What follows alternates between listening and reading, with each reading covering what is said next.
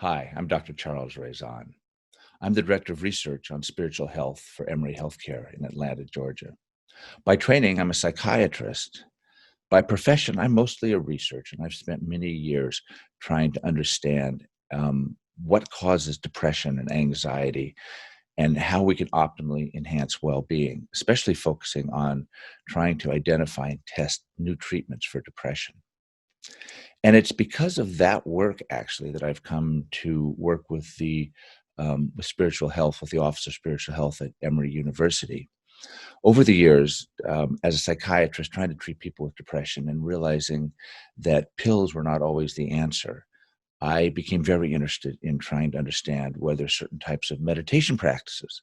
might enhance well-being, physical well-being, make people more able to be resilient in the face of stress, which we know is so important as a protective measure for depression. And I came to Emory in 1999 and began working with folks that are now in the Center for Contemplative Science and Compassion-Based Ethics, especially my friend and colleague Geshe Lobsang, Tenzin Nagy. And through the 2000s, we developed and scientifically tested something called cognitively based compassion training, or CBCT, which is a secular manualized meditation program that is specifically designed to help us increase our compassion for other people, not just the people that we spontaneously like, but also the people we struggle with. And as time passed, and I continued to stay in healthcare, I began to realize that although it would be so optimal for everybody in healthcare, doctors, nurses, social workers,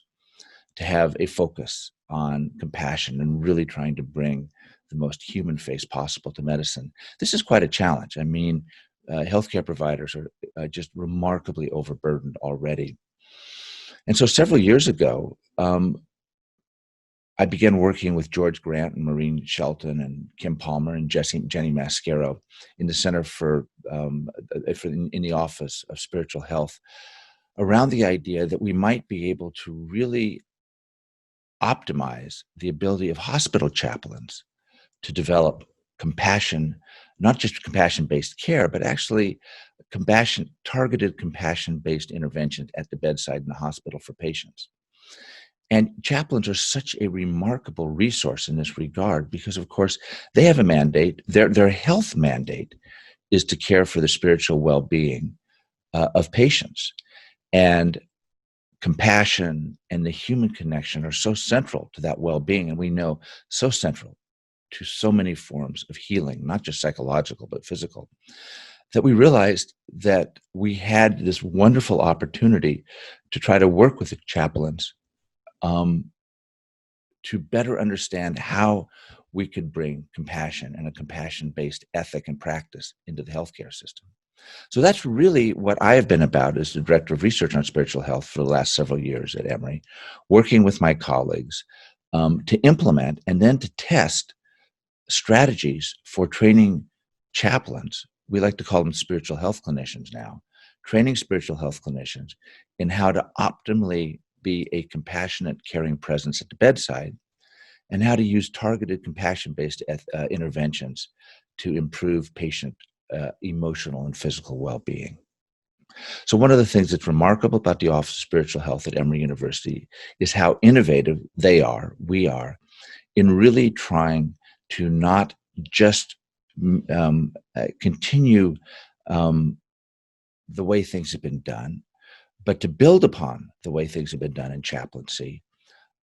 honoring current traditions, but integrating into them these really novel training approaches, and not just integrating the approaches into compassion training, into chaplaincy education and chaplaincy practice, but then responsibly testing them, studying them